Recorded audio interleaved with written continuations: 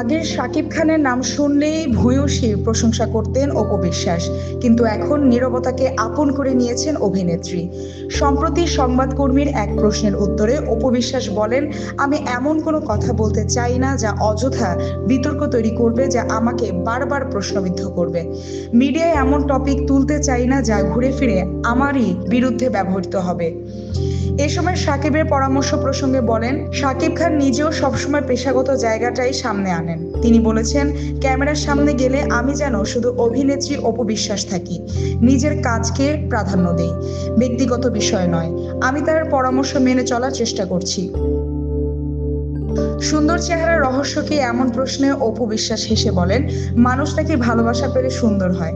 আমি মনে করি আমার দর্শক, ভক্ত এবং কাছের মানুষের ভালোবাসাই আমাকে সুন্দর রাখে। সম্প্রতি জোড়া ছবিতে যুক্ত হয়েছেন অপু, সঙ্গে আছেন আদর আজাদ। এই নিয়ে মুখ খুলেননি নায়িকা।